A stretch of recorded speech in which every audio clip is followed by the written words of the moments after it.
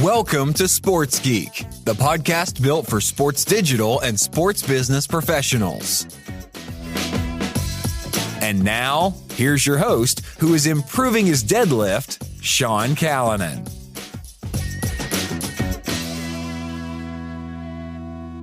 Thanks, DJ Joel. My name is Sean Callanan, and you are listening, or you might be watching Sports Geek 2 weeks in a row. Go me, go us. Podcast is back. Thank you very much to the people who are listening. Really do appreciate it. Thank you for the replies and the feedback from the first episode back with Nilo Shah. Today's episodes with David Payne from the University of Oklahoma. You can listen to this podcast on all podcast platforms. You might be listening to it on Apple Podcasts. You might be listening on Pocket Cast, my favorite podcast app. You might be listening on Google. You might be listening on Spotify, or you might be watching it. You might be watching on YouTube. It still blows my mind that I'm now doing a video podcast as well. So I am really looking forward to chatting to you and continuing these podcasts. This episode's with David Payne from the University of Oklahoma, a longtime friend, but also stay tuned after it. I will also talk about a recent, how I recovered from every tech fail on a recent speaking gig. And I'll also share with you how you can get the show notes, the presentation from that gig. But let's get stuck into it. My chat with David Payne from the University of Oklahoma.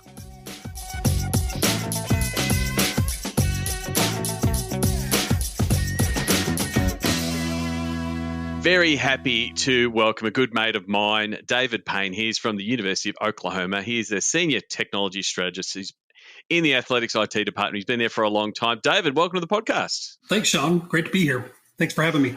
No problems. Good to catch up. We haven't caught up for a couple of years. Everyone knows the reason why. We don't have to keep recapping that every single episode. But I normally start most of my chats with people and asking them how they got their start in the world of sports or in the world of sports tech. So, what was your first foray into the world of sports and sports tech?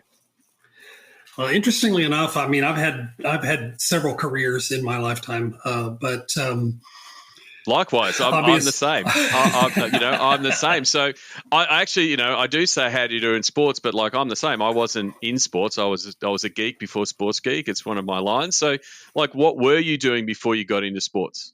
I had a 18-year career in ministry, religious ministry, actually, a seminary degree and everything. After a period of time there, I started to feel this transition away from that, more toward academia. Yep. Transitioned out of that, started working on yet another degree. That's one thing about me. I have more college degrees than I know what to do with. A couple of graduate degrees and an undergraduate, some certifications and so forth.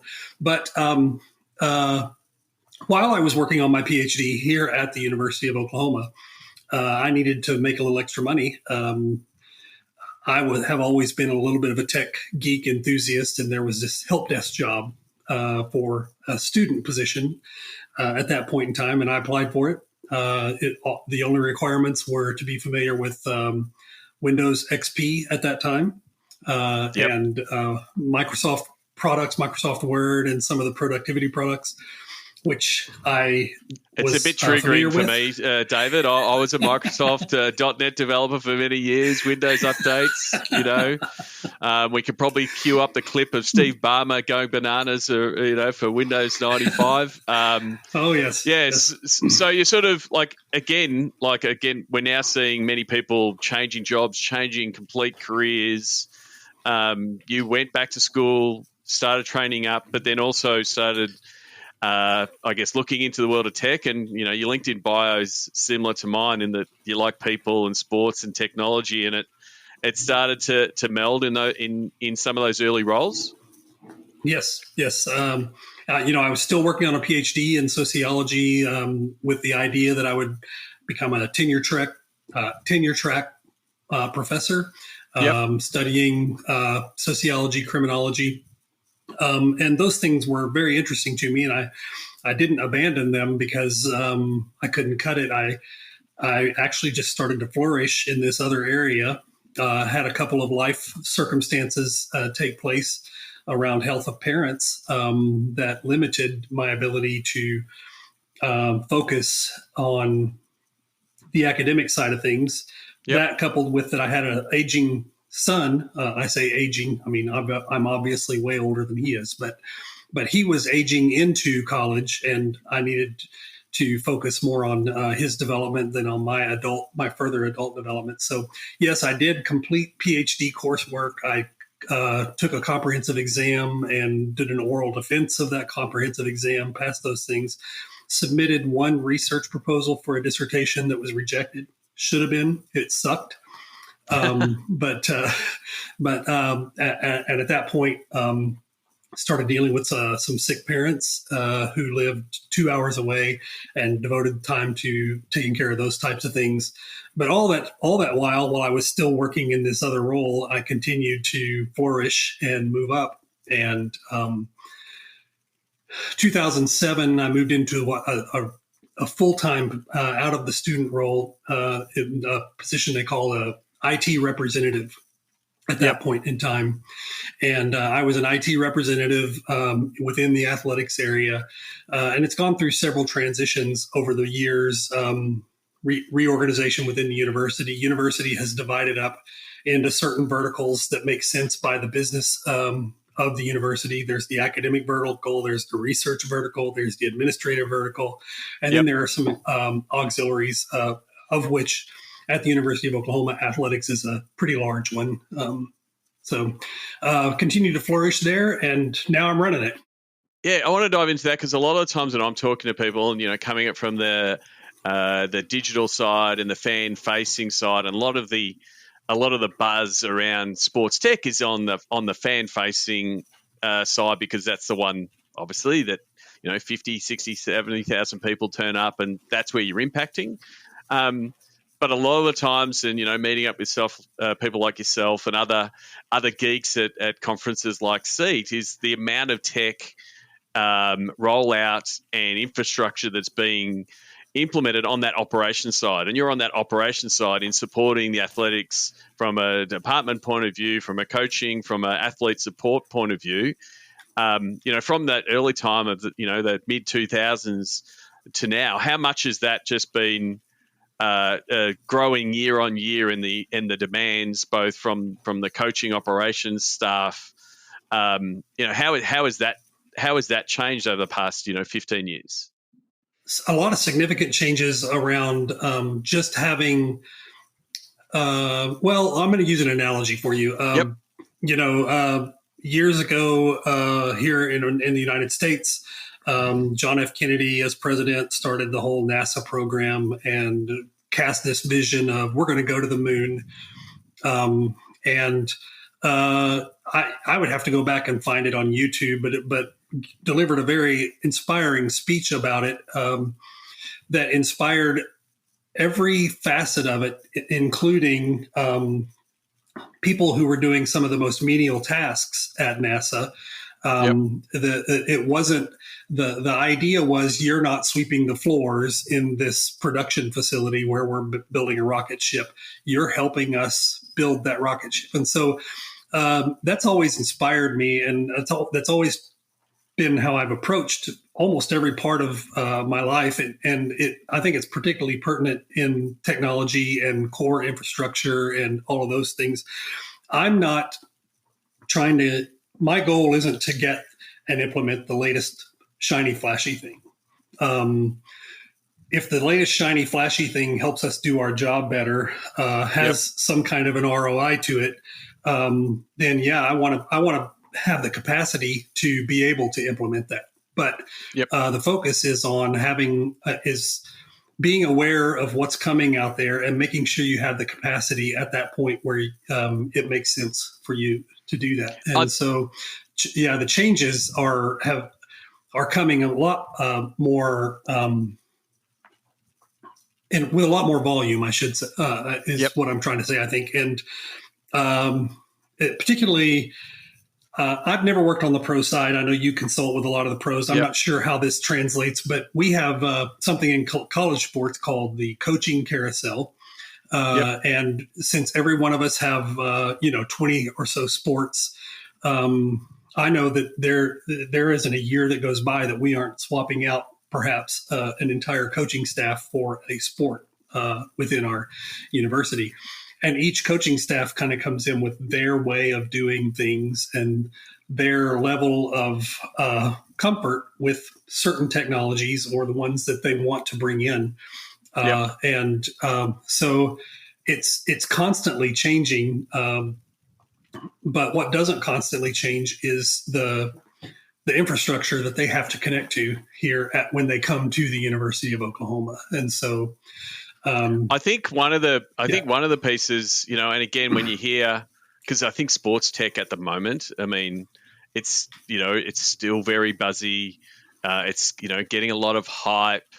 And in the much sense as the overall sports industry, when you hear someone say, "I want to work in sports," it's so glamorous, right? It's like hanging out with the Rock on Ballers.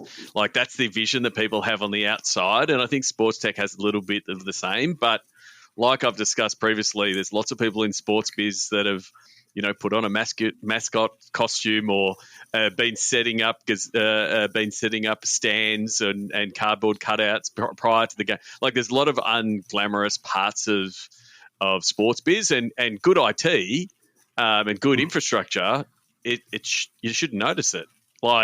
And so a lot of it is the not sexy, the not flashy piece. But I think the bit that I sort of picked up there is the change that is happening in the change for people like yourself in the technology roles is, yes, we can do this new flashy thing, but having tech and geeks understand what the ROI is and having to go through those cases of we can roll that out, but what are we getting for it? And, I think one of the, interesting conversations we had, many times over seat is how much, technology hasn't been was seen as an add-on, and now it's part of the utility. I think remember those early Wi-Fi conversations, those ROI conversations were being had, but no one ever says what's the ROI of toilets and because they're required. But Wi-Fi has become that vital, and you can look at Maslow's, I think it's pyramid of all the things that people need, and like Wi-Fi is moving up the top because they feel disconnected. So it's a little bit of, I would say it's moving closer to the bottom. Yeah. Sorry, the other way around. Yeah. It is foundational, but it's also like, hey, these are the things that you have to be able to do well. And I guess you've probably gone through that from a venue point of view as mobile technology changed and. We hit those peak limits of, 30,000 people get together, the 3G and then the 4G, then the 5G starts straining. And so how much of your time in sort of a technology strategist role is making sure that everything is there functionally, I guess more for the operation side, but then also that consumer side, just to get that, because that base level keeps rising year on year. To say, hey, we just got to get the base right. But if the base keeps changing as the technology and we keep seeing the data of how much data is being consumed, at an event, and then how much data is being sent out from an event. How do you keep up with that, that rising base level? Well, I mean, one of the best ways is making sure you have a conduit through which to receive those data. And to be able to actively interpret them. Not, you don't wait. You don't wait till the end of the season to say, "I wonder how we did this year." Yep. We are constantly monitoring what the take rate is on, particularly from the guest experience side. What the take rate is, how people are connecting while they're in the stadium. We have a fairly nice, our football stadium holds 85,000. Yep. We're packed every home game Saturday in that stadium. We have pretty nice connectivity from the wireless carrier side of things, particularly the three big ones. Then but we also had the luxury, and I've talked about this with you before, of deploying in-venue Wi-Fi a few years ago. And while data that comes from the wireless carriers isn't as granular or telling, we know that we had X number of AT&T devices versus Verizon versus T-Mobile. We know that, but unless there's some other methodology, we don't know much more about those, what those devices are doing, how they're engaging while they're in the venue. So, but keeping up with that and just knowing what's coming in. So one metric. A specific example for you. When we put in our Wi-Fi, we were one of the first stadium. Well, we were the first stadium to do the Wi-Fi 6 technology. And with the year we rolled it out, there was only one phone device that came capable of connecting Wi-Fi 6. It was a Samsung, an Android device. When I was setting up our data tables for our Wi-Fi, I intentionally put in a number of Wi-Fi 6 or AX users as a metric that we were going to track and see. And people thought that was a little bit foolish and silly because there was only one device out that even did that at that point in time. But I believe it was the second season we had that in. The first iPhone model came out that was released with that capability. Yep. And we had 2 games in before that happened. And then after that game, the week that came out, we had a home game. We noticed that our number of AX connected users went from like 20 in a stadium of 85,000 to almost 900 that first week that the iPhone was capable of doing that was released. So that told us a couple of things. Told us, some things you already knew about how people jump and buy the latest iPhone once it's released. Yep. And it also gave us a measure to look at and see if there was any impact because of the greater capacity potential, see if there was any impact on our pipe, the throughput that we have there. We have the luxury of having a really nice, robust core pipe where we haven't even tapped the halfway point even throughout all of campus on a game day, not just through the stadium. Now, the stadium is obviously a huge consumer on a game day, but we've got a campus with several multi-residence dorms, parents, alumni, people that come back in town and do a focus of activity around other facilities there on campus outside of just the stadium. But I'm taking a long time to answer this question, but the point is we have the data right there available to us, and we're monitoring that to see how people are consuming while they are in our facility and in our venue. The second layer is to be able to add some granularity to account for some of those cellular things that don't provide as much detail, and that's by things you've talked about with other people on here, driving engagement through some kind of an app or some kind of a fan type of experience where all the data that comes in through that is accessible to you to be able to kind of parse and pick apart and see what's going on, who's buying merch, who's ordering concessions in the venue, who's checking scores. But we're also looking at one other anecdotal story for you from that first year.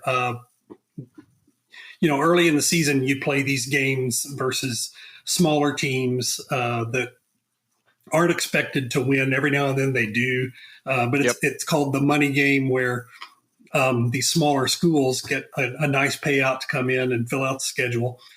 We had one of those games going. By halftime, we were comfortably ahead of this team, and it wasn't a really compelling and engaging matchup. But this was the second game where we had Wi-Fi in the stadium for all fans. At halftime, there was another compelling matchup that was kicking off on ESPN.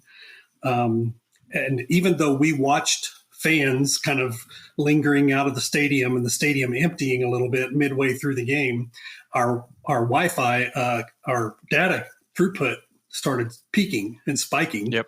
And what we noticed is there were a lot of streamers going and pulling up that other game, that other compelling, top 20 matchup.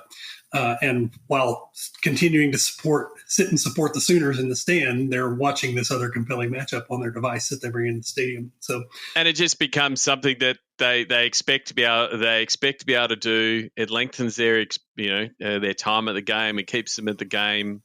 Right. And again, it's about having that infrastructure and backbone there for it. The last couple of years have thrown some challenges to everyone.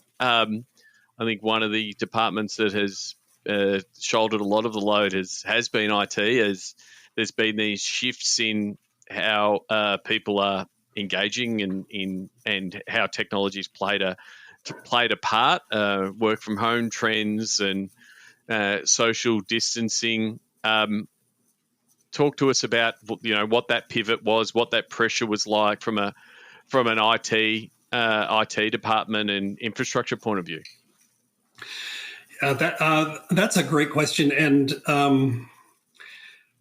for me as a technical, infrastructure focused professional, there was a lot of effort around making sure we are able to work without compromising certain security standards. All of a sudden, the devices are no longer on our domain, in our buildings, connecting to some of the resources. The data that we have is being accessed from remote places. And we still had, at that point, quite a few data repositories that were on premises versus in the cloud.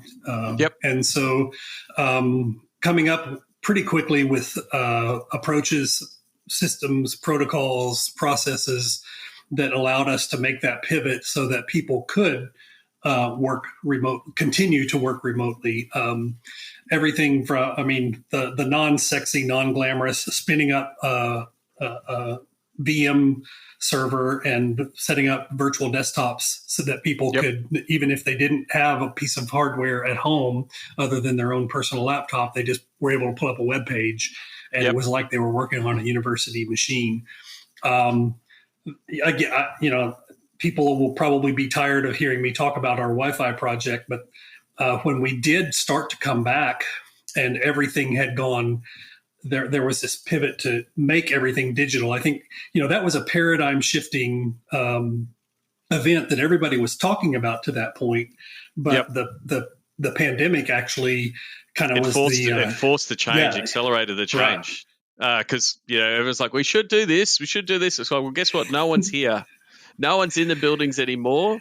We actually have to do it. I think it was partly that, but then also, the fact that everyone, there's a lot of people working from home, and especially for the hands-on people, like they couldn't do the hands-on work. So it actually freed up like them mentally to go, I've had these things on my list of things to do for a long while. I can't do these ones that are highly hands-on, operational, collaborative. I have to be in the same room. So they started tackling some of those other ones and looked at technology. So, I'm a glass half full type of guy, and I sort of like there was a lot of projects like that sort of kicked off. I think it helped spark what we like to call digital transformation for a lot of people. Digital transformation is not just getting all your paper files digitized and stored in some cloud repository. It's a lot more detailed than that in its purest form. And the pandemic really forced a lot of people to start moving that way, and for us too. The pandemic and the supply chain issues that came up. Yep. Even if we could get hardware to put in the hands of people to work at home, which in a lot of cases we couldn't, if they already had hardware, by making some of those changes and shifting to a VDI environment. I mean, yeah, there would have been IT policies and security things that you'd have to go, well, it would have been really hard and fast 3 years ago, but either we cannot get the hardware, you just can't physically order it. That person still needs to be able to do their job. All of these things, so it became a bit more flexible, but still you've got to, one, protect your data, protect your customers, protect your staff, those kind of things. I do have a question.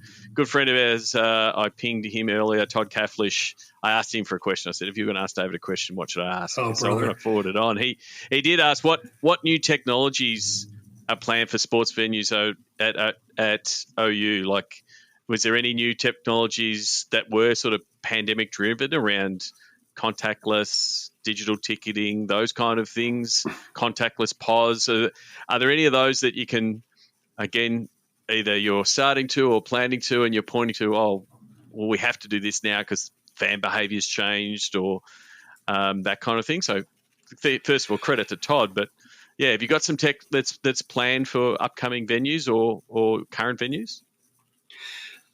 We made the all digital shift, completely digital ticketing, except for a few very unique use case scenarios.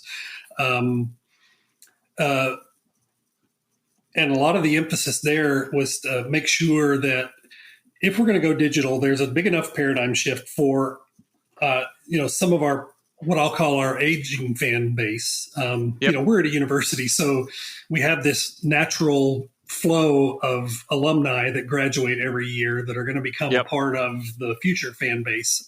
But the aging fan base are used to a certain way of doing things, and that hard ticket stub was a souvenir to some degree, and that's gone away. And so in addition to the grieving of losing that memento, there's the adoption of new technology, and some of those fans, and I'm just because we're in Oklahoma, I don't think it applies to us. I think it's nationwide and maybe even globally. There are some of those fans who haven't adopted the smartphone yet.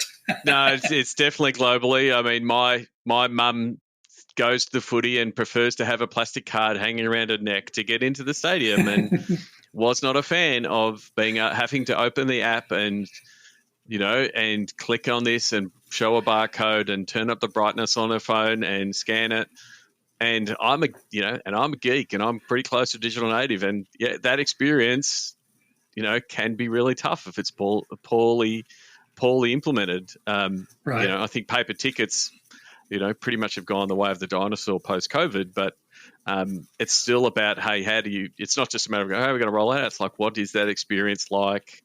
What is that education piece like, especially for that demographic, that resistant demographic, or just resistant customer?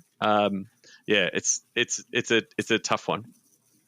Yeah, and I would say I don't know that we have anything new that we haven't already been doing, like the digital ticketing piece, the app, the development of the app, and making sure that the in-venue experience, we've worked with our concession partners, and they have a number, not all concession stands throughout the stadium, but a number of concession stands where you can pre-order through the app, prepay, and then go to Express Line and pick up. We don't have in-seat outside of any premium areas, but those types of experiences and the infrastructure around that. So again, it becomes for me this question of having the capacity when we're there. We don't plan on implementing any of this in particular, but we're not sure what the name, image, likeness. That's a moving target in the collegiate sports area. Yeah. I was going to ask you about the nil stuff, the name, image, likeness. For the people who don't know, it's a big change, and it's a seismic shift for college sports. Now that athletes can monetize their name, image, and likeness. And so potentially it is. There's a lot of money flowing through to the athletes for them to be able to market themselves and market themselves through the uni.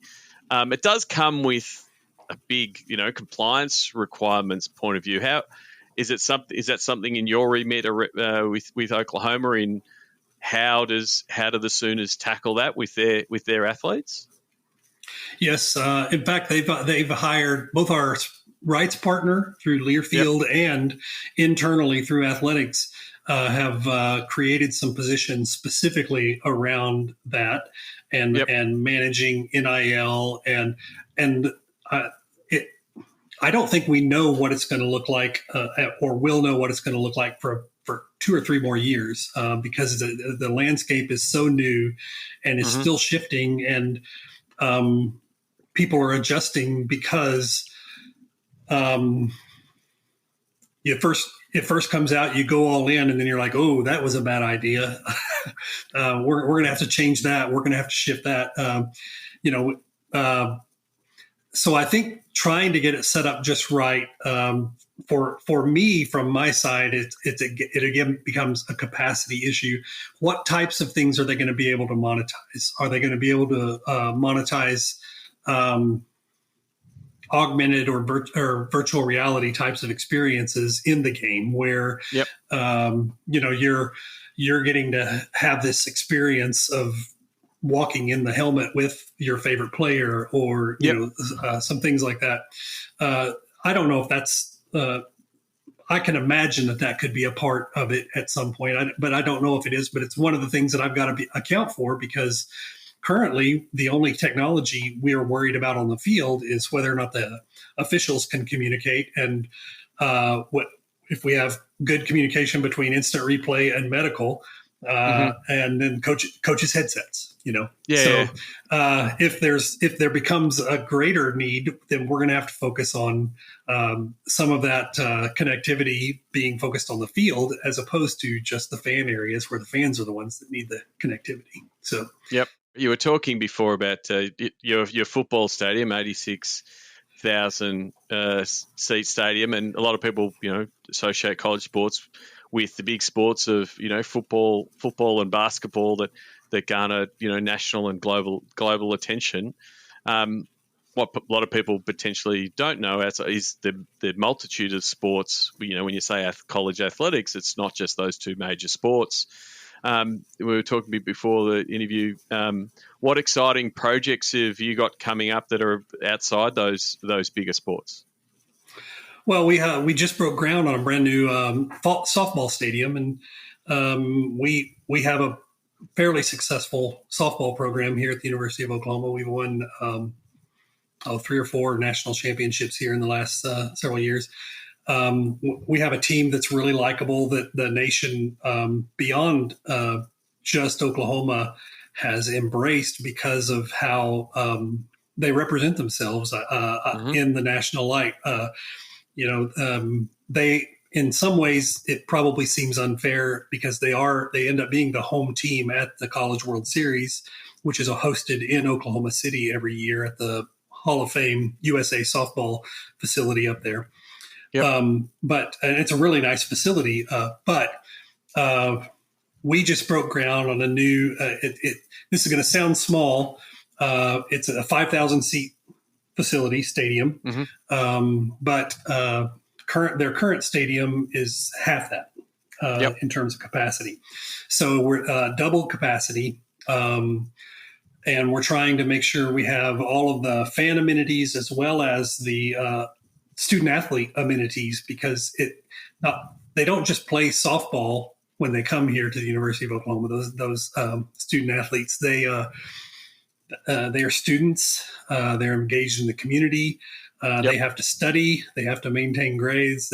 So there are a lot of parts and components of that new facility that are focused on all of those elements, as well as the fan and guest experience. It's going to be our first expansion. Well, I'll call it our first expansion of our what's our guest and fan connectivity approach or profile beyond our football stadium. We do have functional connectivity at some of our other facilities that's mainly focused around cellular. But this is going to be the next phase of adding our Wi-Fi element and having a consistent guest Wi-Fi experience. It'll now be in the football stadium, in our 400 RV lot, and then at our softball stadium. And the onboarding for guests who come through that is going to be very consistent at all three of those, as opposed to, we got this one from this vendor, and we got this one from this vendor, and we got this one from this vendor, and you're going to connect this way over here and that way over, so yeah. We've been lucky enough to do back of house and different stadium tours over the years, as part of conferences like Seat.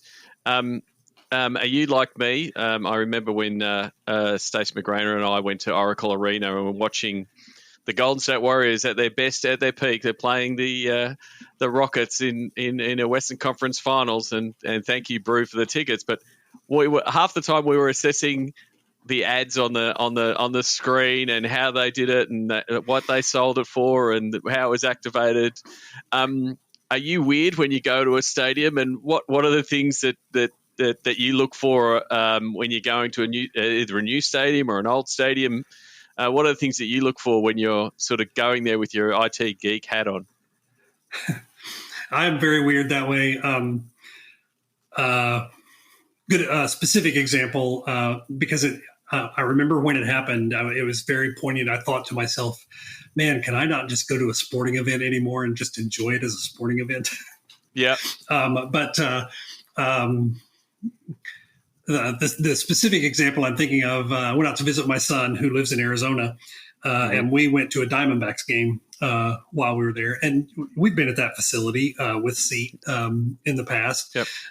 But even though I was familiar with the facility, and even though I was with my son, and even though I was enjoying a beer at the time, I couldn't.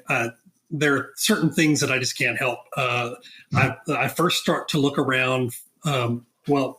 First thing, I pull out my device and kind of see how my connectivity is. Yep. And if there's some kind of an app or whatever that's supposed to make it better, I'll sign up for it, and because I want to see how it works, and I want to, maybe get ideas. The essence of creativity is the ability to copy, after all. So steal with pride, my man. Steal with pride. So, but yeah, and so then I start looking around, and I'm like, oh, they've got that particular style of DAS antenna. There's a DAS antenna. Oh, there's their Wi-Fi over there. Wonder what the connectivity's like here. Wonder if it hands off when I move around. If I can tell, so yeah, I do those kinds of things, and because I think most of your fans that come into the stadium, they don't do that. But if those little bitty components work in some kind of an awkward way, it could potentially impact their experience. And I like to try to understand where those wrinkles are, and then maybe how we can address them if possible. I do. You're hanging out with a geek when people are pointing out, how well they've hidden all the antennas, but then they want to point them out to show you where they are. It's like, guys, you hit them for a reason. You don't need to point them out. But it is the challenge. How can I hide them as well and make it look aesthetically pleasing and people not know that they're an antenna? Yes, we have gone very inside the geek's mind here. So I really do appreciate the chat, David. What I want to do is finish with the Sports Geek Closing 5. I'm here with David Payne from the University of Oklahoma. Do you remember the first sports event you ever attended? I do. It was probably it was either a minor league hockey or a minor league baseball game with my dad. Both of those happened. What teams would you? It was in Tulsa. It would have been the Tulsa Ice Oilers, who were at that time. This would have been the early '70s, mid '70s. They were part of the Maple Leafs farm system. Okay. And so, the Oilers, the Tulsa Oilers, there were the Ice Oilers and the Baseball Oilers. They were the 3A club for the St. Louis Cardinals. Okay. At that time. And I remember seeing players at exhibition games like Bob Gibson, Lou Brock, and those kind of players coming through as a child. I do remember my first pro game. It was also in the 70s. A group of us got together and went down to the new, at that time, Texas Stadium in Dallas, the stadium with the hole in the roof, and watched the Dallas Cowboys play the Cleveland Browns. Wow. I think that was in like 1974, 76, somewhere in there. So terrific.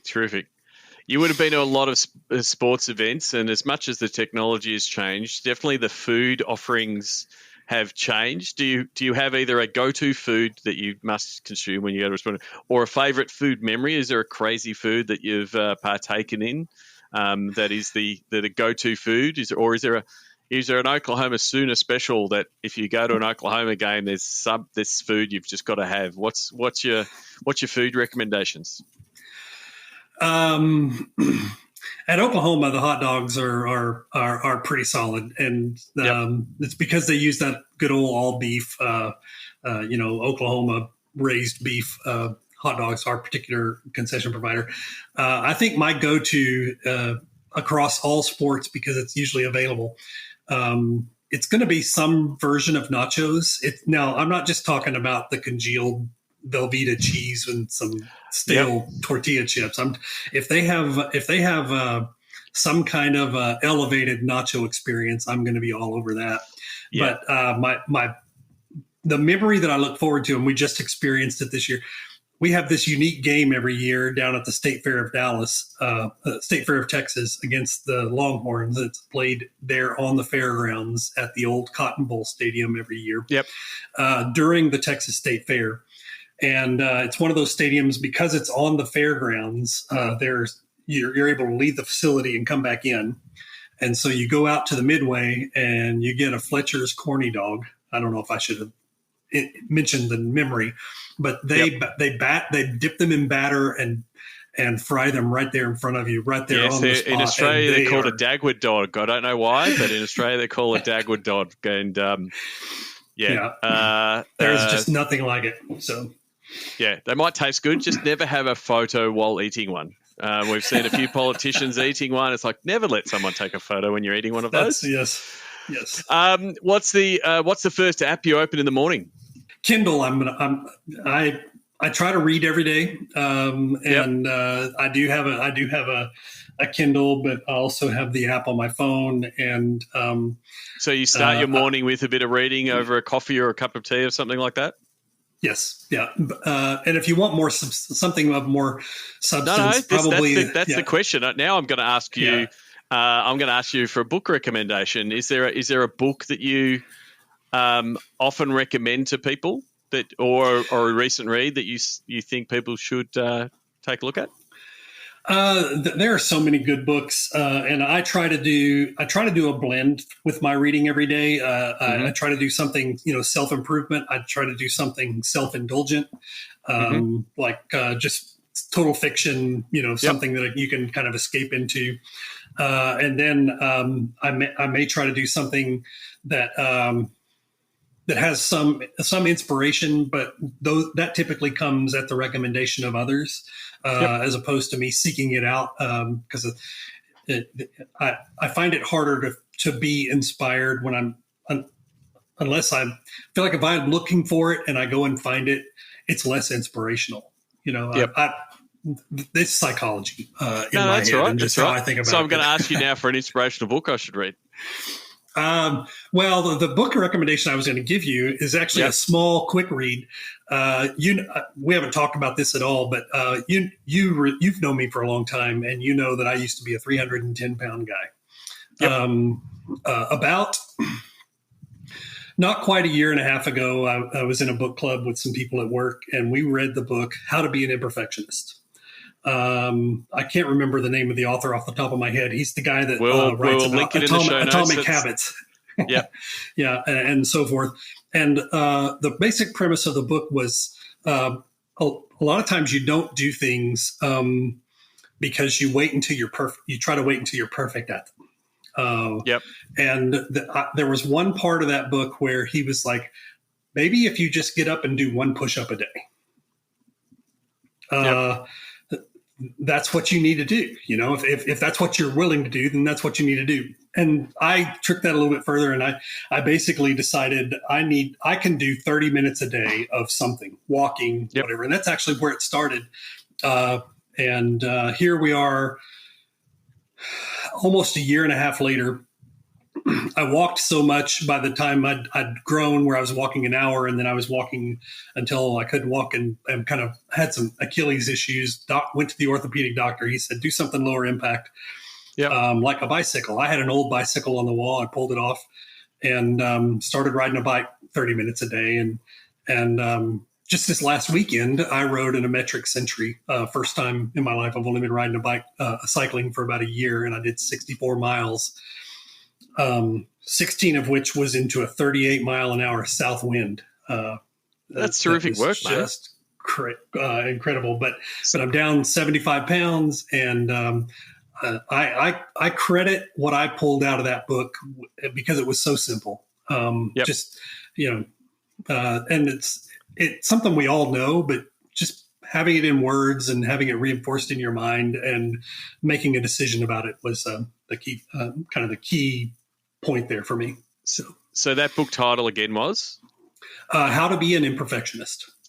By Stephen Gauss? Yes. Is that his name? Mm-hmm. There you go. So that answers my next question, which is normally I'd ask people, who should people follow and why? I think you've just gone and answered that. People should go check out that book and give it a read, give it a listen. Again, kudos. All of his books are about habits, just habits. So exactly. I mean, my best anecdote around habits is Jerry Seinfeld. So Jerry Seinfeld, famous, very funny man. Lucky enough to see him in real life.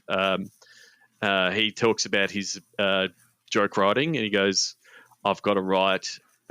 Part of me, I've got to write a joke, and I've like that push-up. I've got to write a joke every day." And so he has a wall calendar, old school paper on the wall, and he goes, "I've got to put a cross every time I do it." And then once I've done it, I know every day I've got till midnight to put a cross on that calendar, and then it's about not breaking the chain.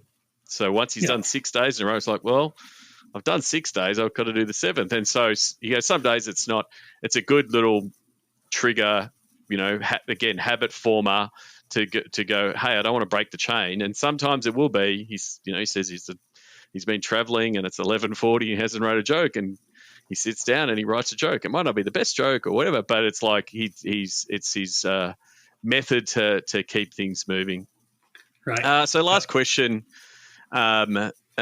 is around social media platform, and it's which social media platform is your MVP? Which is the one that you get the most value out of, that you use? That's the question. I probably spend the most time on Twitter, but mainly because it's easy to consume. I when I say spend the most time, I'm not producing content as much as I am consuming content.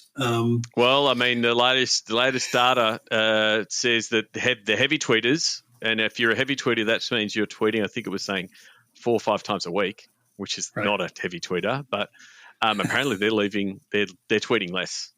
Like Twitter is really changing. I know I'm not as engaged on it now. It has. It's going to be interesting to see how. Because again, I'm like yourself. I'm on it a lot from a consumption point of view, seeing what people are sharing and what they're conversing about. But I'm not as engaged as I was, 10 years ago. It's going to be interesting to see if this Elon Musk deal goes through and how the platform changes. Because at the moment, like the content that's there, it's I think the latest studies from that I only posted a couple of days ago was that crypto. There's a lot of crypto and NFT chatter because they're all excited, and I'm not going to get into that debate, but like there's a lot of content there, and there's a lot of just rubbish content and toxicity. So it's going to be interesting to see how it rolls off. But you do have one of the best Twitter handles that I know of, Payne House of, Payne House of. It's a terrific handle. So when this episode does come out, please. Send David a message either on Twitter or or LinkedIn. We'll put links to the show in the show notes. David, thank you very much for your time. It was really good to catch up. Very good. Thank you, Sean. You really enjoyed it. Why not book a Pick My Brain session with Sean Callanan? Go to sportsgeekhq.com/pickmybrain.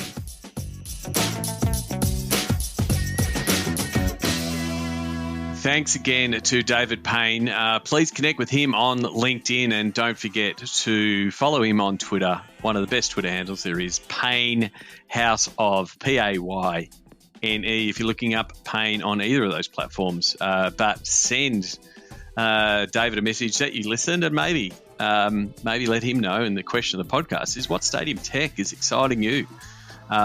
What is something that you're excited about from a stadium tech? And it might be from a utility point of view, just the fact that more people can do what they need to do, or it could be from a fan engagement point of view.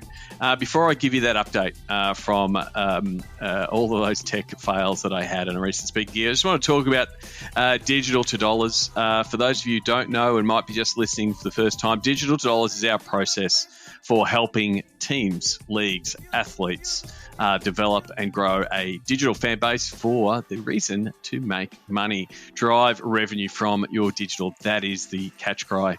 And it works for whether your objective is fan growth, digital engagement, delivery for sponsors, or just that overall increase revenue from digital. There are 5 pillars, and you'll actually find out if you look at my presentation from the recent conference. There's actually some more pillars, but the 5 key pillars are: know your audience.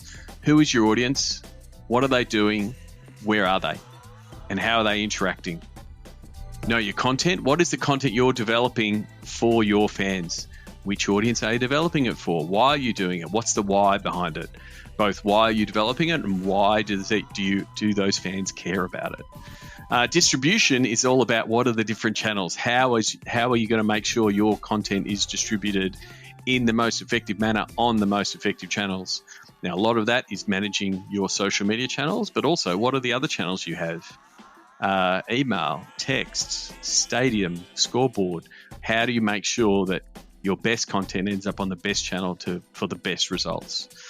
Then we get into the value piece, like how around developing your rate card. What's it worth to a sponsor? Whether it's putting a logo on or building some branded content. How do you get their messages in?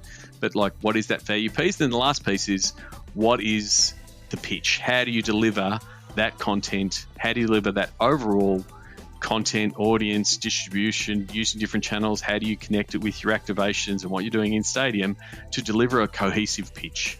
So you're not just saying, hey, here's what we're doing over here from stadium activation, and by the way, we're giving you some Facebook posts. It's more about how do you integrate it, and what we talk about is how do we deliver what the sponsor actually, what actually works. And so why it works is we really dive in on those key pillars to really solidify your digital strategy, but also give your digital teams a real commercial focus, but then also give your commercial teams an understanding of what are the opportunities in digital.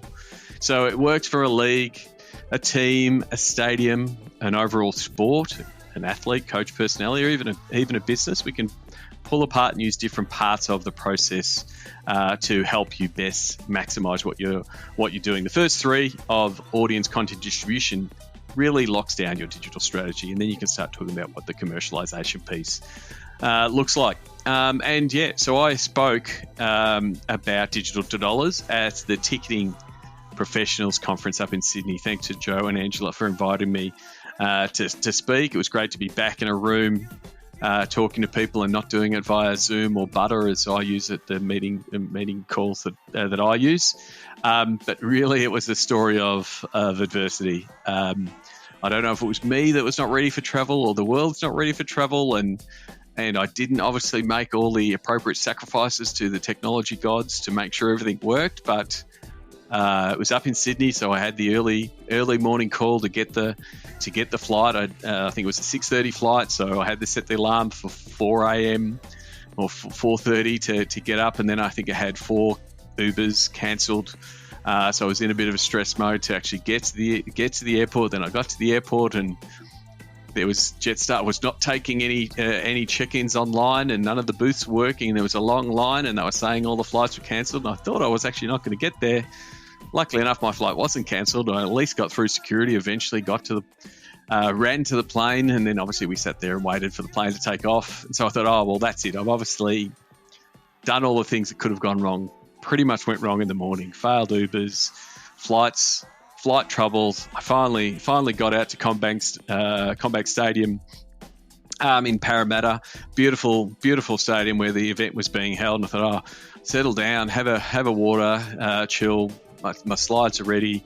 Got my trusty MacBook that has weathered and served me well. I got up on stage after getting it all connected, paying the AV guy to make sure it was all connected, have the AV working, get the video and working. So my bid on Putty was going to work, where he yells out the Devils. If you've seen me present, I've used that before.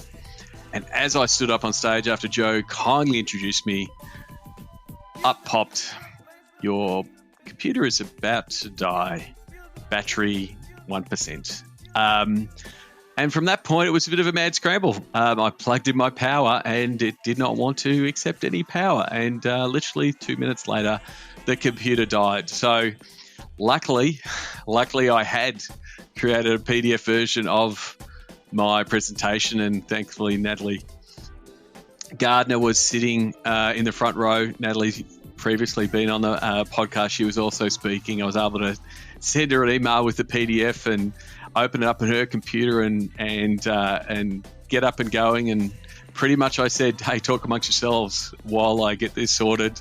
And eventually I did get it sorted, and I did get it started. And thankfully the PDF was had everything. But I do now know that no one really, animations don't really matter. IV doesn't really matter. It's really the content. And so what I was talking about there was how to use the digital to dollars process for ticketing. And so for me, this is really important, and I'm really passionate about. I see too many ticketing campaigns that look terrific, that are built terrifically creatively, and potentially send people to a nice mini site or a landing page that says, we want to sell tickets, or they send them straight to the ticketing site. But they don't integrate with what your digital team is doing every single day. They know your audience. They know what content pops. They are building out audiences based off the content. They know that this video went viral. They can tell you who watched that video. There's an audience there. And so it was about connecting, one, what your team is doing organically, and potentially what they're doing advertising-wise. And I'm a big believer in you should be advertising some of the content that you're doing, especially your best stuff. And that can actually funnel into your ticketing proposition. And also, you should be working with your digital team to go, hey, we've got this ticketing message. How can we integrate that ticketing message without slapping a big buy now button on every single piece of content? How do you develop FOMO? How do you use user-generated content? How do you bring that into your standard messaging? So if someone sees an ad for ticketing, it doesn't look too different from your standard content. So that was it. That was me talking about digital to dollars from a ticketing point of view, and how you can really supercharge your ticketing campaigns by understanding what your digital team is doing and what you're doing from a content and marketing point of view. If you want that podcast, if you want that presentation, send me an email, Sean@sportsgeekhq.com. Happy to send it on to you. If you want to know more about digital to dollars, you can go to digitaltodollars.com. There's a couple of podcasts where I dive into some of those pillars where you can listen back. Happy to talk to you about how we can apply digital to dollars to potentially your problems or what you're trying to solve. So please reach out. As always, I want to hear from you, Sean@sportsgeekhq.com. Let me know who you'd like as a guest. Let me know what questions you want answered and how I can help potentially, either from a consulting point of view or from a podcast guest point of view.